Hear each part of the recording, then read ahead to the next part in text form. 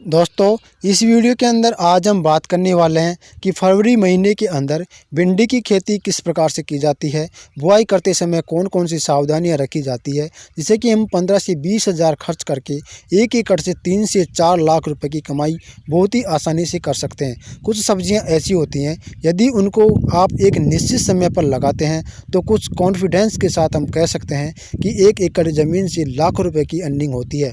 15 फरवरी से पहले यदि आप अगेती भिंडी की बुआई करते हैं तो एक नई विधि से करते हैं तो कमाने के अंदर कोई नहीं आपको रोक सकता।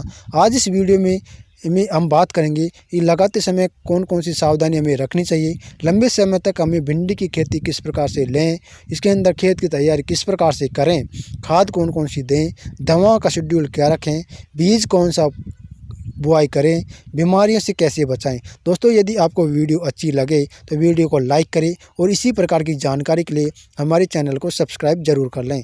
तो सही समय की बात करें तो दोस्तों, भिंडी की बुआई का सही समय 15 फरवरी से पहले का होता है दोस्तों।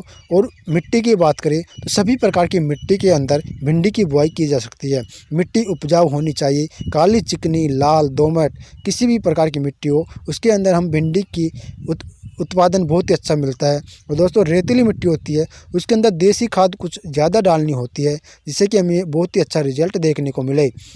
लंबे समय तक यदि आप इस खेत के अंदर खाद डालेंगे तो लंबे समय तक यह भिंडी चलेगी। यदि खेत में खाद उर्वरकों की कमी होगी तो भिंडी जल्दी पीली हो जाएगी और इसके अंदर कुछ रोग आ जाएंगे, जैसे निमेटेड रोग है, पत्ते के अंदर पीलापन है, भिंडी कमज़ोर है, उसके ऊपर फ्लावरिंग बहुत ही कम आती है। तो दोस्तों, खेत की तैयारी करते समय यह ज़रूरी है कि सबसे पहले हमें हमारे खेत के अंदर कम से कम 6 महीने हम चलाने के लिए भिंडी की फसल को खेत में अच्छे से जुताई करनी चाहिए और इसके अंदर देसी खाद 4 से 5 टोले हमारे खेत के अंदर सड़ा गला डालना चाहिए। और यदि आपके पास सड़ा गला गोबर का खाद नहीं है तो आप 10 क्विंटल प्रति एकड़ वर्मी कंपोस्ट खाद भी मार्केट से लाकर हमारे खेत के अंदर डाल सकते हैं।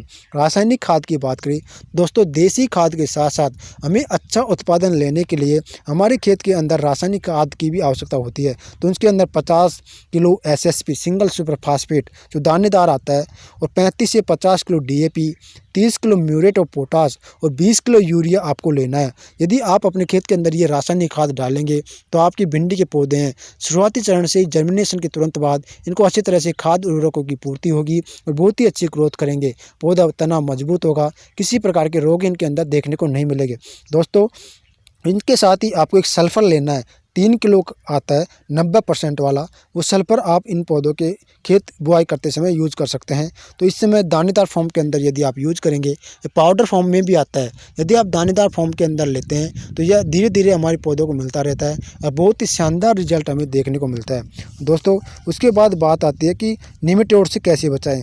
तो हमें कार्बोफ्यूरॉन नाम का जो बेसल डोज है, उसके रूप में जो दवा आती है, उसको हमारे खेत के अंदर जुताई से पहले ही डाल देनी है, कार्बोफ्यूरॉन, जिससे कि हमारी पौधों के अंदर किसी प्रकार की निमेटोड रोग देखने को नहीं मिले।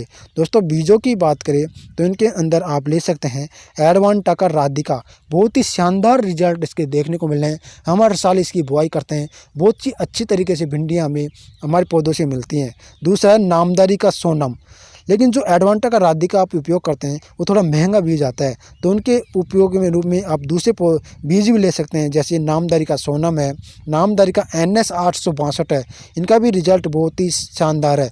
माइको कंपनी का रीता है, इसका रिजल्ट भी बहुत ही शानदार है इस समय बुआई करने के लिए।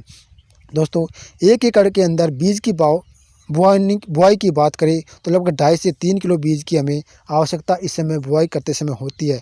बुआई की विधि की बात करें तो क्यारियों के अंदर हम इनको बुआई कर सकते हैं, लेकिन यदि आप मेड़ बनाकर इनकी बुआई करते हैं तो 15 से 20 दिन पहले चलेंगी और क्यारियों के अंदर बुआई की हुई भिंडी थोड़ी 15 से 20 दिन लेट स्टार्ट होती है।